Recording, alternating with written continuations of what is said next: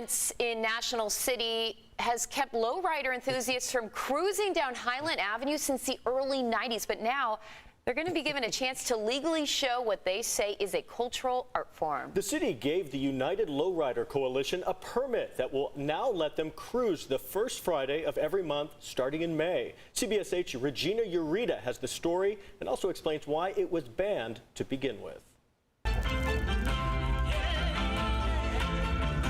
Dozens of lowriders are hoping May 6 will be the first of many legal cruise nights in the South Bay, after an ordinance banned it for 30 years. It'd be like a parade going down on the boulevard, you know, saying hi to a lot of our friends, people we haven't seen in a lot of years.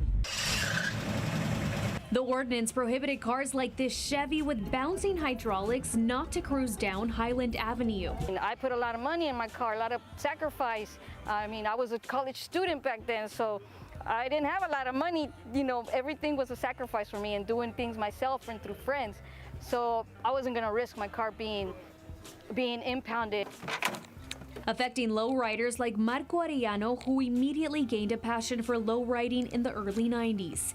And it's been 30 years, we kind of been restricted, you know, of going out there. You know, we try to go cruise maybe one time up, maybe one time and go home and that's it.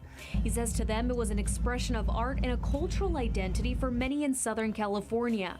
Here in National City, men and women were joining the low and slow cruise. But as it gained popular attention, more crowds started to gather. Wrong crowds were igniting problems. City leaders say crime was at an all-time high, which is why the 1992 no cruising ordinance was passed.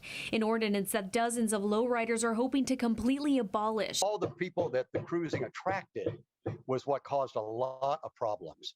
And so we became kind of the crime capital of the county, and a lot of it was because of stuff that went on Sunday nights.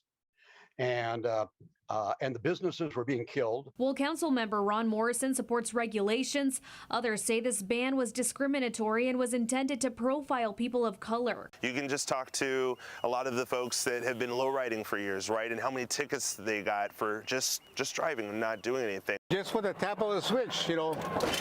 Arellano, like many other lowriders, recognize that this is art and it attracts large crowds from Tijuana to even Sacramento, but argue that they are encouraging good behavior and policing themselves. For CBS 8, I'm Regina Ureta. That'll be really cool to see. Yeah. I mean, like that woman was saying, they put so much effort into those cars. And it's a form of culture. Exactly, Yeah. exactly. So hopefully It's nice to see it it'll coming back. come back and Yeah. stick around for a while. Yeah.